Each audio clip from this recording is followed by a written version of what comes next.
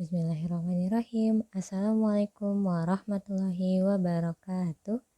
Apa kabarnya teman-teman semua? Semoga teman-teman semua dalam keadaan sehat ya, dan tetap semangat untuk mendengarkan informasi yang akan disampaikan oleh Ustazah hari ini. Nah teman-teman, alhamdulillah kita bertemu kembali di pembelajaran fikih. Tentunya masih tetap bersama dengan Ustazah Dian. Namun sebelum kita mulai pembelajaran hari ini, alangkah baiknya kita berdoa terlebih dahulu ya teman-teman, agar Allah Subhanahu wa taala memberikan kita kemudahan serta kelancaran hari ini. Sudah siap untuk berdoa teman-teman? Mari kita mulai ya. Sikap berdoa, tangannya diangkat, kepalanya ditundukkan. Doa sebelum belajar. Bismillahirrahmanirrahim. Rabbi zidni ilman warzuqni fahman. Ya Allah, tambahkanlah ilmu kepadaku dan berikanlah aku kefahaman. Amin. Nah teman-teman,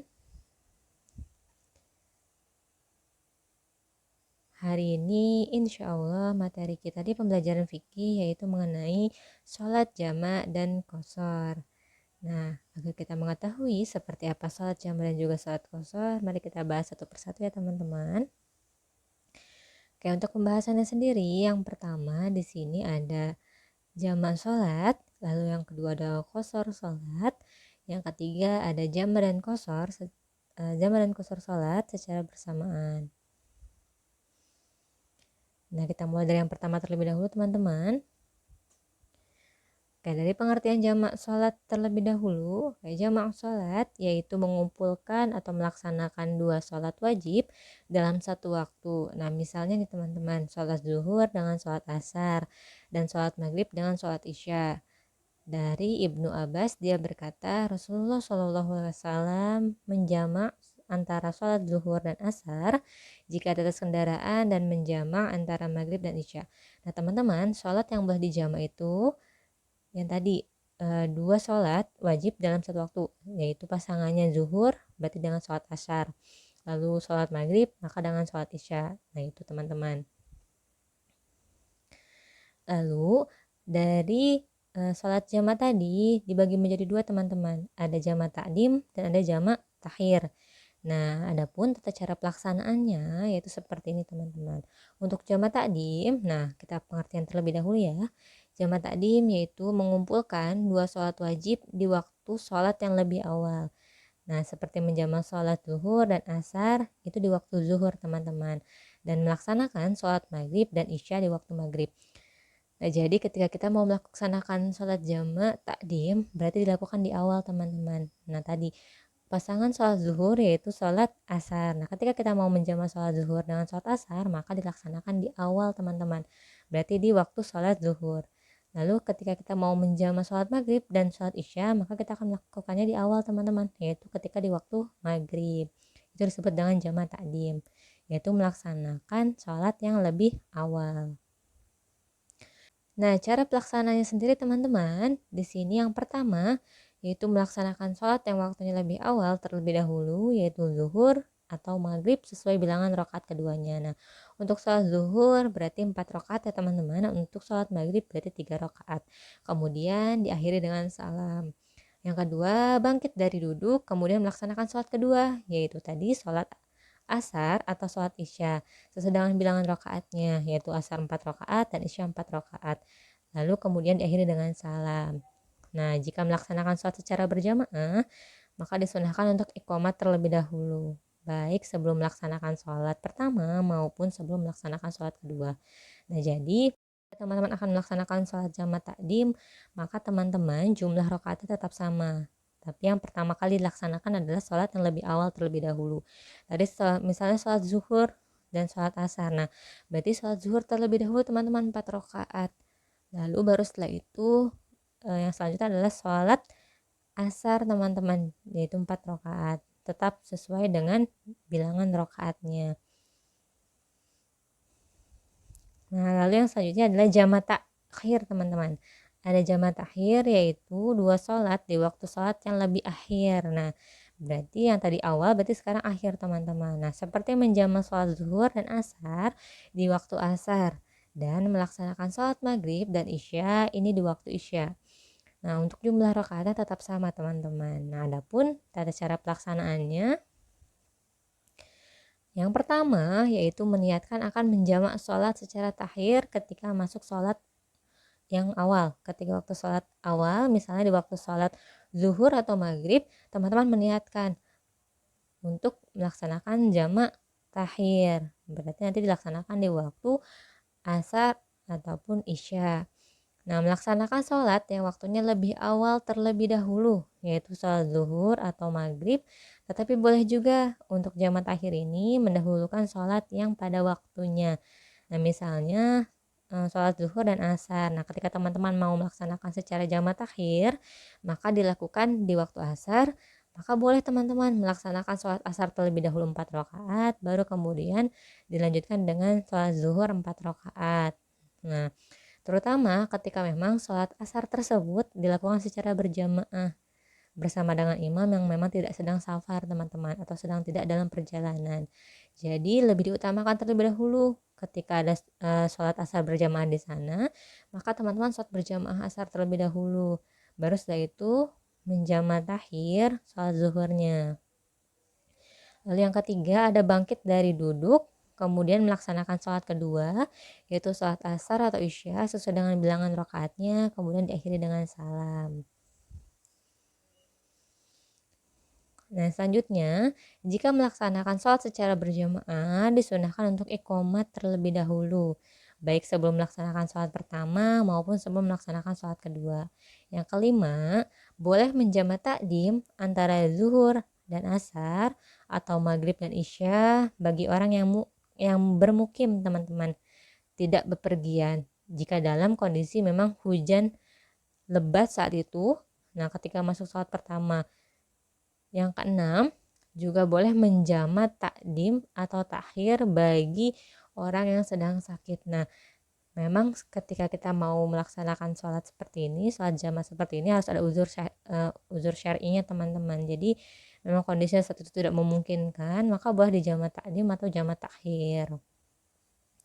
Tapi selagi kita masih bisa sholat tepat waktu, maka kita usahakan kita sholat dengan tepat waktu teman-teman.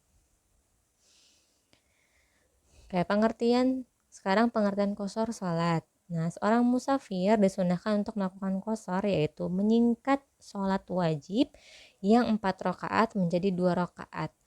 Allah Subhanahu wa Ta'ala berfirman, dan apabila kamu bepergian di muka bumi, kamu boleh mengqashar sholat jika kamu takut diserang orang-orang kafir.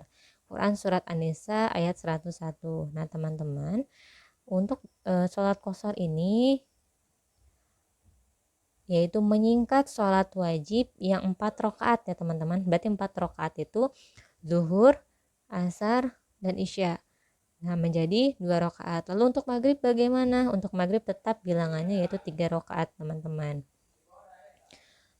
Lalu di sini, namun alasan karena takut bukan alasan utama mengqashar sholat, sehingga meskipun kita sedang safar dilakukan dalam keadaan yang aman, tetap boleh kita mengqashar sholat. Nah, oleh karena itu Nabi SAW menyebutnya sebagai sedekah dari Allah. Nah, beliau SAW bersabda, ia adalah sedekah yang telah Allah sedekahkan bagi kalian, maka terimalah. Hadis riwayat Abu Daud, An-Nasai, dan Ibnu Majah. Lalu teman-teman, kira-kira kapan ya seseorang diperbolehkan qashar sholat? Nah, seorang musafir diperbolehkan qashar jika ia telah berada di luar kota tempat ia bermukim. Nah, hal ini berdasarkan riwayat Anas bin Malik radhiyallahu anhu yang menjelaskan perjalanan haji Rasulullah SAW. Saya melakukan sholat zuhur di Madinah 4 rakaat dan di Dzulhulaifah di luar Madinah melakukan sholat asar 2 rakaat. Hadis riwayat Sahih Bukhari. Berarti seseorang diperbolehkan untuk mengqashar sholat adalah ketika seorang musafir yang memang berada di luar dari tempat ia bermukim teman-teman.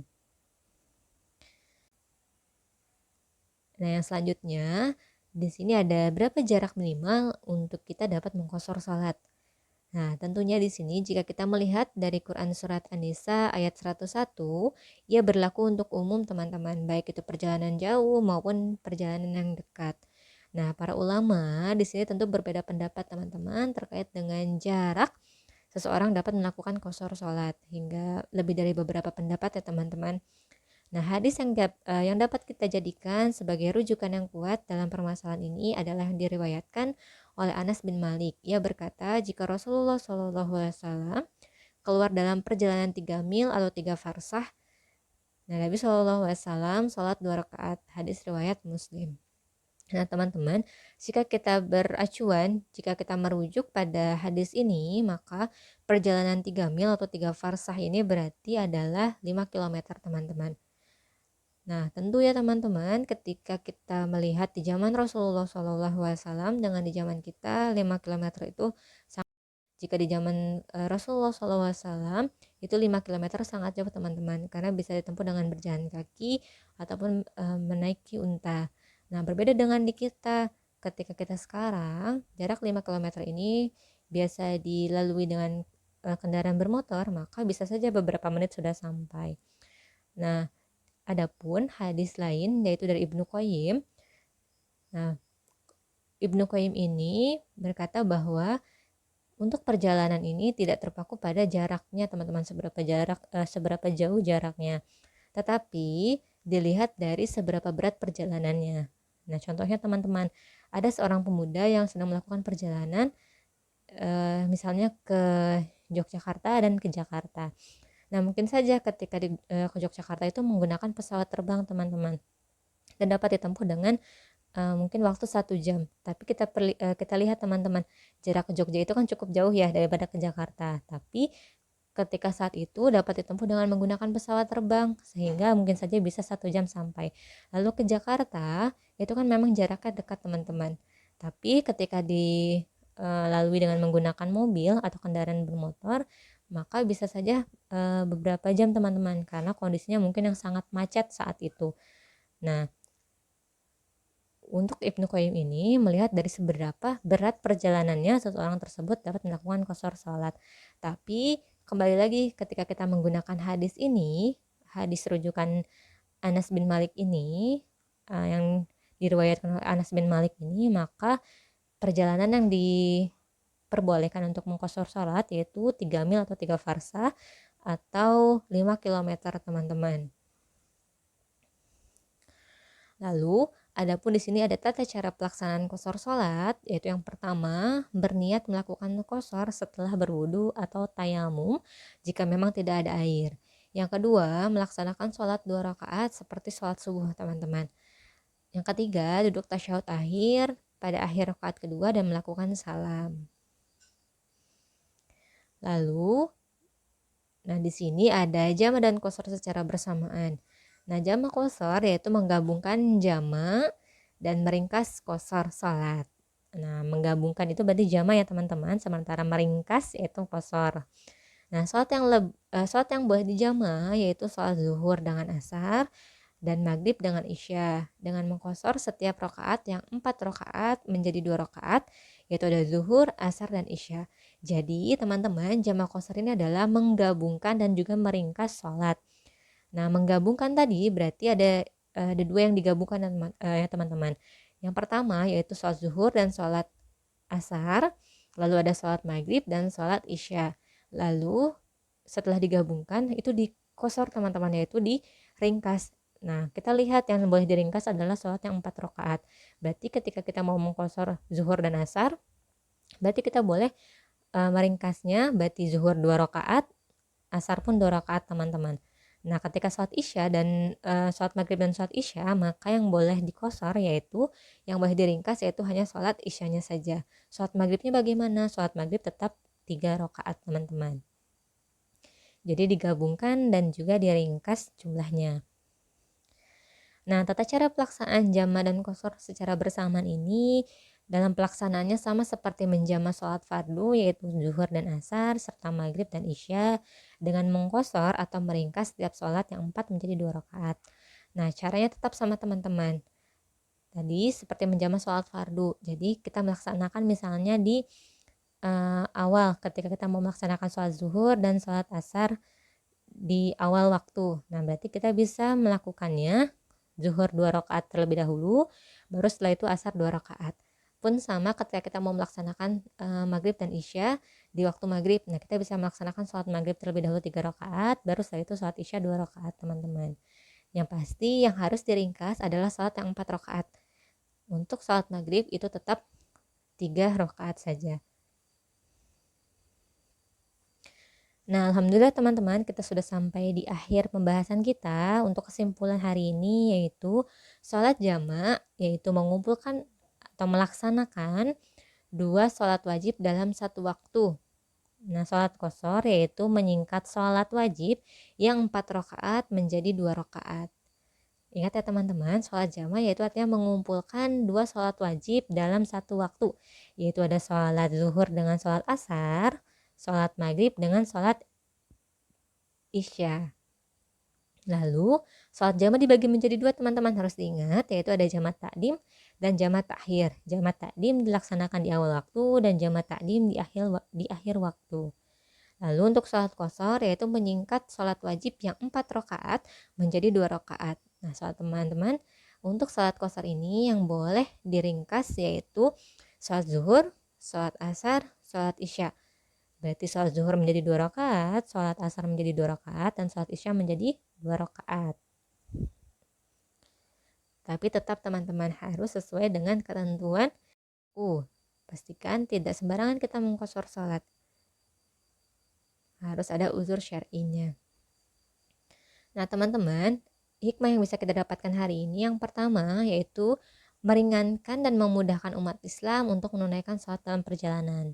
Lalu sholat jamak dan qashar ini sebagai tanda kasih sayang Allah kepada manusia.